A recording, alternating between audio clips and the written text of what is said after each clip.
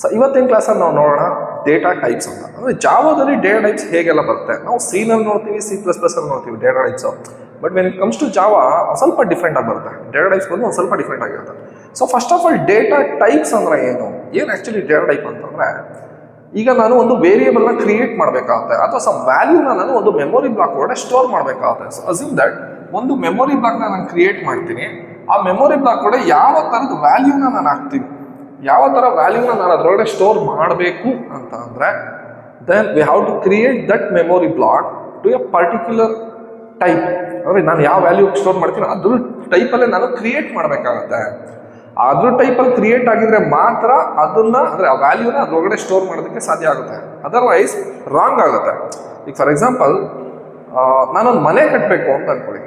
ನಾನು ಯಾವ ಮನೆ ಕಟ್ಟಬೇಕಾಗುತ್ತೆ ಅಂದರೆ, ಮನುಷ್ಯರು ವಾಸಿಸೋದಕ್ಕೆ ಮನೆ ಕಟ್ಟಬೇಕಾ, ಅಥವಾ ಯಾವುದೋ ಒಂದು ಪ್ರಾಣಿ ವಾಸಿಸೋದಕ್ಕೆ ಮನೆ ಕಟ್ಟಬೇಕಾ, ಅಥವಾ ಒಂದು ನಾಯಿ ವಾಸಿಸೋದಕ್ಕೆ ಮನೆ ಕಟ್ಟಬೇಕಾ, ಬೆಕ್ಕು ವಾಸಿಸೋದಕ್ಕೆ ಮನೆ ಕಟ್ಟಬೇಕಾ, ಅಥವಾ ಒಂದು ಪಕ್ಷಿ ವಾಸಿಸೋದಕ್ಕೆ ಮನೆ ಕಟ್ಟಬೇಕಾ, ಅದು ವೆರಿ ಇಂಪಾರ್ಟೆಂಟ್ ಆಗಿರುತ್ತೆ. ಆ ಮೆಮೊರಿ ಬ್ಲಾಕ್ ನಾವೇನು ಕ್ರಿಯೇಟ್ ಮಾಡ್ತೀವಿ ಅದರೊಳಗಡೆ ಅದೇ ಥರ ವ್ಯಾಲ್ಯೂನ ಮಾತ್ರ ನಾವು ಸ್ಟೋರ್ ಮಾಡಬೇಕಾಗುತ್ತೆ, ಬೇರೆ ಥರ ವ್ಯಾಲ್ಯೂನ ಸ್ಟೋರ್ ಮಾಡೋದಕ್ಕಾಗೋದಿಲ್ಲ. ಸರಿನಾ? ಹಾಗಾಗಿ that is a data type ಅಂತ ಹೇಳ್ತೀವಿ. The type of a data that we can store it in the particular memory block. That means the data type is used to create the memory block, the type of a data or a value that which we can store it in a particular memory block. ಅದನ್ನು ನಾವು data types ಅಂತ ಹೇಳ್ತೀವಿ. ಹಾಗಾದ್ರೆ ನಾನು memory ಬಾಕ್ಸ್ನ create ಮಾಡಬೇಕು ಅಂತಂದ್ರೆ ಯಾವ್ಯಾವ ಥರದ ಡೇಟಾ ಟೈಪ್ಸ್ ಇದೆ ಅಂದರೆ ಅದನ್ನ ಯೂಸ್ ಮಾಡ್ಕೊಂಡು ನಾನು ಮೆಮೊರಿ ಬ್ಲಾಕ್ನ ಕ್ರಿಯೇಟ್ ಮಾಡ್ತೀನಿ. ಸರಿನಾ? ಸೊ ಅದನ್ನು ನೋಡೋಣ. ಸೊ ಇಲ್ಲಿ ನಾನು ಆಲ್ರೆಡಿ ಲಿಸ್ಟ್ ಬರೆದಿದ್ದೀನಿ. ಸೊ ಇಲ್ಲಿ that is a data type. ಇಲ್ಲಿ ಫಸ್ಟ್ ಒನ್ ಬಂದು ಬೈಟ್ ಅಂತ ಯೂಸ್ ಮಾಡ್ತೀವಿ. ಬೈಟ್ ಅಂತ ಒಂದು ಡೇಟಾ ಟೈಪ್. ಸರಿನಾ? ನಮಗೆ ಜಾವಾದಲ್ಲಿ ನಮಗೆ ಸಿಗೋವಂಥದ್ದು ಬೈಟ್ ಅಂತ ಒಂದು ಸ್ಪೆಷಲ್ ಡೇಟಾ ಟೈಪ್ ಸಿಗುತ್ತೆ. ಇಟ್ ಆಕ್ಯುಪೈಸ್ ದ 1 ಬೈಟ್, ಅಂದರೆ 1 ಬೈಟ್ ಮೆಮೊರಿ ಬ್ಲಾಕ್ನ ಕ್ರಿಯೇಟ್ ಮಾಡುತ್ತೆ. ಸರಿನಾ? ಅಂದರೆ ನಾನೇನು ವೇರಿಯೇಬಲ್ ನಾನು ಕ್ರಿಯೇಟ್ ಮಾಡ್ತೀನಿ ಬೈಟ್ ಯೂಸ್ ಮಾಡಿ, 1 ಬೈಟ್ ಮೆಮೊರಿ ಬ್ಲಾಕ್ ಕ್ರಿಯೇಟ್ ಆಗುತ್ತೆ. ಆ ಮೆಮೊರಿ ಬ್ಲಾಕ್ ಒಳಗಡೆ ನಾವು ವ್ಯಾಲ್ಯೂಸ್ನ ಕೊಡಬೇಕಾಗಿರೋದು ರೇಂಜ್ ಬಂದು -128 ಇಂದ +127 ಕೊಡ್ಬೋದು ನಾವು ಅಷ್ಟೇ. ಅದಕ್ಕಿಂತ ಜಾಸ್ತಿ ನಾವು ಕೊಡೋ ಹಾಗಿಲ್ಲ. ನಾನು ಬೈಟ್ ಎ ಅಂತ ಯೂಸ್ ಮಾಡಿದ್ರೆ, ಈಗ ನಾನು ಬೈಟ್ ಎ ಅಂತ ಕ್ರಿಯೇಟ್ ಮಾಡ್ತೀನಿ. ಅವಾಗ ಎ ಒಳಗಡೆ I can store the range -128 ಇಂದ 127 ಅಂದ್ರೆ +127 ಮಾತ್ರ ನಾನು ವ್ಯಾಲ್ಯೂ ಸ್ಟೋರ್ ಮಾಡಬೇಕಾಗುತ್ತೆ. So it creates that 1 byte memory block create ಆಗುತ್ತೆ. ಯಾವುದಕ್ಕೆ? ಬೈಟ್ ಅಂತ ನಾನು ಯಾರು ಯೂಸ್ ಮಾಡಿದ್ರೆ. ಸರಿನಾ? ದಟ್ ಇಸ್ ಅ ಬೈಟ್ ಅಂತ ಒಂದು ಡೇಟಾ ಟೈಪ್. ನೆಕ್ಸ್ಟ್ ಶಾರ್ಟ್ ಅಂತ ಬರುತ್ತೆ ನಮಗೆ. ಸೊ ನಮಗೆ ಜಾವಾದಲ್ಲಿ ಶಾರ್ಟ್ ಅಂತಾನೆ ಒಂದು ಡೇಟಾ ಟೈಪ್ನ ಯೂಸ್ ಮಾಡ್ತೀವಿ. So it occupies the 2 bytes memory ಬ್ಲಾಕ್ನ ಕ್ರಿಯೇಟ್ ಮಾಡುತ್ತೆ. That means if I am using that short ಅಂತ ನಾನಾದ್ರೂ ಯೂಸ್ ಮಾಡಿದ್ರೆ, ಶಾರ್ಟ್ ಎ ಅಂತ ಅಂದರೆ it creates the memory block 2 bytes memory block create ಆಗುತ್ತೆ. ಇದ್ರ ಒಳಗಡೆ ನಾನು ವ್ಯಾಲ್ಯೂಸ್ನ ಎಷ್ಟು ಕೊಡ್ಬೋದು ಅಂದರೆ, ದಿಸ್ ದ ರೇಂಜ್ -32,768 ಇಂದ +32,767 ವರೆಗೂ we can store the values here. ಅದರೊಳಗಡೆ ಸ್ಟೋರ್ ಮಾಡ್ಬೋದು. -32,768 ಟು +32,767 ವರೆಗೂ we can store the value in that memory block. ಸರಿನಾ? ಸೊ ಇನ್ನು ಕ್ಯಾರ್ ಅಂತ ಯೂಸ್ ಮಾಡ್ತೀವಿ. That is another data type, char ಅಂತ. ಸೊ ಕ್ಯಾರ್ ಅಂತಂದ್ರೆ we can store the character values. ಅಂದರೆ ಕ್ಯಾರೆಕ್ಟರ್ಸ್ನ ನಾವು ಸ್ಟೋರ್ ಮಾಡೋದಕ್ಕೋಸ್ಕರ ಯೂಸ್ ಮಾಡೋದು. So this will creates the 2 bytes. ಇದು ಇಲ್ಲಿ ವೆರಿ ಇಂಪಾರ್ಟೆಂಟ್, ಬಿಕಾಸ್ ನಮಗೆ C++ ಅಲ್ಲಿ ಕ್ಯಾರ್ಗೆ 1 ಬೈಟ್ ಮೆಮೊರಿ ಬ್ಲಾಕ್ನ ಅಲೋಕೇಶನ್ ಮಾಡುತ್ತೆ, ಅಂದರೆ ಕ್ರಿಯೇಟ್ ಮಾಡುತ್ತೆ. ಬಟ್ ಜಾವಾದಲ್ಲಿ ಇದು ವೆರಿ ಇಂಪಾರ್ಟೆಂಟು, ಕ್ಯಾರೆಕ್ಟರ್ ಬಂದು 2 ಬೈಟ್ಸ್ನ ಆಕ್ಯುಪೈ ಮಾಡುತ್ತೆ. ಜಾವಾದಲ್ಲಿ ಕ್ಯಾರ್ ಡೇಟಾ ಟೈಪ್ ಬಂದು 2 ಬೈಟ್ಸ್ ಆಕ್ಯುಪೈ ಮಾಡುತ್ತೆ. That means if I create a variable char c ಅಂತ ನಾನಾದರೂ ಕ್ರಿಯೇಟ್ ಮಾಡಿದ್ರೆ, ಸಿಗೆ 2 ಬೈಟ್ಸ್ ಮೆಮೊರಿ ಬ್ಲಾಕ್ ಆಕ್ಯುಪೈ ಮಾಡುತ್ತೆ, ಅಂದರೆ ಕ್ರಿಯೇಟ್ ಮಾಡುತ್ತೆ.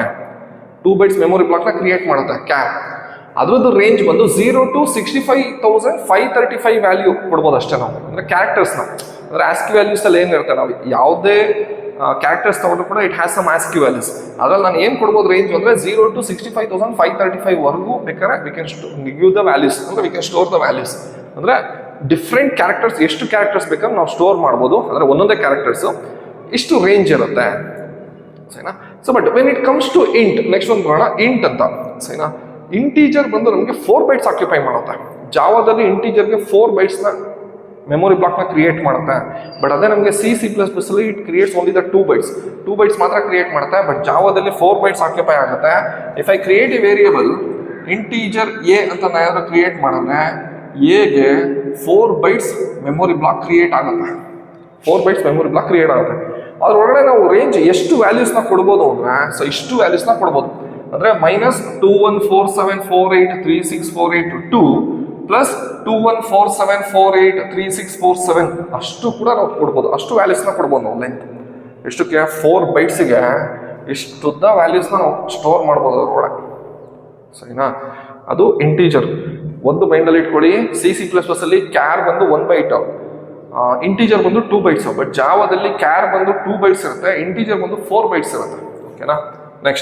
Next come to the float ತಗೊಂತೀನಿ. So it is also creates the 4 bytes. C++ ಜಾವಾದಲ್ಲೂ ಕೂಡ ಫ್ಲೋಟಿಗೆ 4 ಬೈಟ್ಸ್ನ ಆಕ್ಯುಪೈ ಮಾಡುತ್ತೆ, 4 ಬೈಟ್ಸ್ನ ಸ್ಟೋರ್ ಮಾಡುತ್ತೆ. ಇದ್ರದ್ದು ರೇಂಜ್ ಬಂದು 3.4 ಎಕ್ಸ್ಪೋನೆನ್ಷಿಯಲ್ -38 ಟು 3.4 ಎಕ್ಸ್ಪೋನೆನ್ಷಿಯಲ್ +38. ಅಂದರೆ ದ ರೇಂಜ್ ಇಸ್ 3.4 × 10⁻−38 ವರೆಗೂ, ಅಂದರೆ ಅಲ್ಲಿಂದ ಸೊ 3.4 × 10⁻+38 ವರೆಗೂ ಬೇಕಾದ್ರೆ ನಾವು ವ್ಯಾಲ್ಯೂಸ್ನ ಸ್ಟೋರ್ ಮಾಡೋದು. ಅಂದರೆ ಡೆಸಿಮಲ್ ವ್ಯಾಲ್ಯೂಸ್ಗಳನ್ನೆಲ್ಲ ನಾವು ಸ್ಟೋರ್ ಮಾಡ್ತಾ ಹೋಗ್ಬೋದು, ಅಷ್ಟು ಕೆಪಾಸಿಟಿ ಇರುತ್ತೆ. ಸೇಮ್ ಥಿಂಗ್ ನಮಗೆ C++ ಕೂಡ ಸೇಮ್ ಥಿಂಗ್ ಬರುತ್ತೆ. Next there is another one double ಅಂತ ಯೂಸ್ ಮಾಡ್ತೀವಿ. ಸೊ ಇಲ್ಲೂ ಕೂಡ ಡಬಲ್ 8 ಬೈಟ್ಸ್ನ ಆಕ್ಯುಪೈ ಮಾಡುತ್ತೆ. C++ ಕೂಡ 8 ಬೈಟ್ಸ್ನ ಆಕ್ಯುಪೈ ಮಾಡುತ್ತೆ. ಸೊ ಇಲ್ಲಿ 1.7 ಅಂದರೆ ರೇಂಜ್ ಬಂದು 1.7 ಎಕ್ಸ್ಪೋನೆನ್ಷಿಯಲ್ -308 ಟು 1.7 ಎಕ್ಸ್ಪೋನೆನ್ಷಿಯಲ್ +308 ಅಷ್ಟು ಕೂಡ ಸ್ಟೋರ್ ಮಾಡ್ತೀವಿ. ದಟ್ ಮೀನ್ಸ್ 1.7 × 10⁻−308 ಟು 1.7 × 10⁻+308 ಅಷ್ಟು ಕೂಡ ನಾವು ಸ್ಟೋರ್ ಮಾಡ್ಬೋದು ಡಬಲ್ ಅಲ್ಲಿ ಯೂಸ್ ಮಾಡಿದ್ರೆ. ಓಕೆನಾ. Next there is another one long ಅಂತ ಯೂಸ್ ಮಾಡ್ತೀವಿ. ಇಲ್ಲಿ ಲಾಂಗ್ C++ ಅಲ್ಲಿ ಏನು ಮಾಡ್ತೀವಿ, ಲಾಂಗ್ ಡಬಲ್ ಅಂತ ನಾವು ಯೂಸ್ ಮಾಡ್ತೀವಿ, ಬಟ್ ಇಲ್ಲಿ ಲಾಂಗ್ ಅಂತಾನೆ ಯೂಸ್ ಮಾಡ್ತೀವಿ. ಸೊ ಲಾಂಗ್ ಬಂದು 10 ಬೈಟ್ಸ್ ಆಕ್ಯುಪೈ ಮಾಡುತ್ತೆ. ಅಂದರೆ it creates the memory block 10 bytes, 10 ಬೈಟ್ಸ್ನ ಕ್ರಿಯೇಟ್ ಮಾಡುತ್ತೆ. ಇದ್ರದ್ದು ರೇಂಜ್ ಬಂದು -9223372036854775808 ಟು +9223370368547750807. ಫುಲ್ ಲೆಂತಿ ಇರುತ್ತೆ. ಸೊ ಅಷ್ಟು ವ್ಯಾಲ್ಯೂಸ್ನ ನಾವು ಸ್ಟೋರ್ ಮಾಡ್ಬೋದು ವ್ಯಾಲ್ಯೂಸ್ ಅಂತ. And there is another one boolean ಅಂತ ನಾವು ಡೇಟಾ ಟೈಪ್ನ ನಾವು ಯೂಸ್ ಮಾಡ್ತೀವಿ ಜಾವಾದಲ್ಲಿ. There is one more data type, there is a boolean ಅಂತ ಯೂಸ್ ಮಾಡ್ತೀವಿ. It is occupies the 1 byte, ಅಂದರೆ 1 ಬೈಟ್ ಮೆಮೊರಿ ಬ್ಲಾಕ್ನ ಕ್ರಿಯೇಟ್ ಮಾಡುತ್ತೆ. ಇದರಲ್ಲಿ V can store true or false, Boolean values true ಅಥವಾ ಫಾಲ್ಸ್ ಅಂತ ನಾವು ಸ್ಟೋರ್ ಮಾಡ್ತೀವಿ. ಸೊ ಬೈ ಚಾನ್ಸ್ ನಾನು ವೇರಿಯೇಬಲ್ ಕ್ರಿಯೇಟ್ ಮಾಡಿದ್ರೆ ಬೂಲಿಯನ್ ಎ ಅಂತ ನಾನು ಕ್ರಿಯೇಟ್ ಮಾಡಿದ್ರೆ ಬೈ ಡಿಫಾಲ್ಟ್ ನಾನೇನು ಸ್ಟೋರ್ ಮಾಡಲಿಲ್ಲ ಅಂತಂದ್ರೆ ಆಟೋಮೆಟಿಕಲಿ ಇಟ್ ಕಂಟೈನ್ಸ್ ಫಾಲ್ಸ್ ಅಂತ ಇರುತ್ತೆ, ಫಾಲ್ಸ್ ಅಂತ ವ್ಯಾಲ್ಯೂಸ್ ಇರುತ್ತೆ. ಅಂದರೆ ಬೈ ಡಿಫಾಲ್ಟ್ ನಾನೇನು ವ್ಯಾಲ್ಯೂಸ್ನ ಅಸೈನ್ ಮಾಡಲಿಲ್ಲ ಅಂತಂದ್ರೆ ಫಾಲ್ಸ್ ಅಂತ ವ್ಯಾಲ್ಯೂಸ್ ಇರುತ್ತೆ. So this is the data type. So ಇಲ್ಲಿ ನೋಡಿ ನಮಗೆ ಸ್ಪೆಷಲ್ ಅಂತ ಏನು ಅನ್ಸುತ್ತೆ ಅಂತಂದ್ರೆ ಒಂದು ಬೈಟನ್ನು ಯೂಸ್ ಮಾಡ್ತೀವಿ. ಬೈಟ್ ಅಂತಾನೆ ನಮಗೆ ಒಂದು ಡೇಟಾ ಟೈಪ್ ಇದರಲ್ಲಿ ನಾವು ಯೂಸ್ ಮಾಡೋದು. ಜಾವಾದಲ್ಲಿ ನಾವು ಬೈಟ್ ಅಂತ ಯೂಸ್ ಮಾಡ್ತೀವಿ. It occupies the 1 byte memory space occupy ಮಾಡುತ್ತೆ. Next char, it will be a 2 bytes. Char ಬಂದು 2 ಬೈಟ್ಸ್, ಇದು ವೆರಿ ಇಂಪಾರ್ಟೆಂಟ್, ಸರಿನಾ. Next int, it is a 4 bytes. Int ಬಂದು ನಮಗೆ 4 ಬೈಟ್ಸ್ನ ನಮಗೆ ಸೊ ಕ್ರಿಯೇಟ್ ಮಾಡುತ್ತೆ, ಅಂದರೆ ಆಕ್ಯುಪೈ ಮಾಡುತ್ತೆ, ಸರಿನಾ. ಇದಾದ್ಮೇಲೆ so we have another one special, that is a boolean ಅಂತ ಯೂಸ್ ಮಾಡ್ತೀವಿ. ಸೊ ಬೂಲಿಯನ್ ಅಂತ ಯೂಸ್ ಮಾಡ್ತೀವಿ. V can store the values true or false ಅಂತ, ಸರಿನಾ.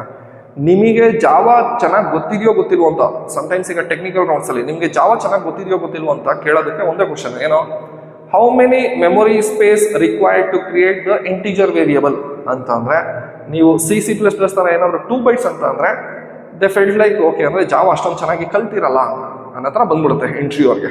ಓಕೆನಾ. ಅಂದರೆ ಟೆಕ್ನಿಕಲ್ ರೌಂಡ್ಸ್ಗಳಲ್ಲಿ ವೆರಿ ಇಂಪಾರ್ಟೆಂಟ್ ಇರುತ್ತೆ. ಅಂದರೆ ನಿಮ್ಮನ್ನು ಚೆಕ್ ಮಾಡಬೇಕು ಅಂತಂದರೆ ಜಾವಾ ನಿಮಗೆ ಚೆನ್ನಾಗಿ ಗೊತ್ತಿದೆಯೋ ಅಂತ. ಕ್ಯಾರ್ ಡೇಟಾ ಟೈಪ್ ಎಷ್ಟು ಸೈಜ್ ಆಕ್ಯುಪೈ ಮಾಡುತ್ತೆ ಅಂತಂದರೆ ನೀವೇನಾದ್ರು 1 ಬೈಟ್ ಅಂತಂದರೆ C++ 1 ಬೈಟ್ ಇರುತ್ತೆ.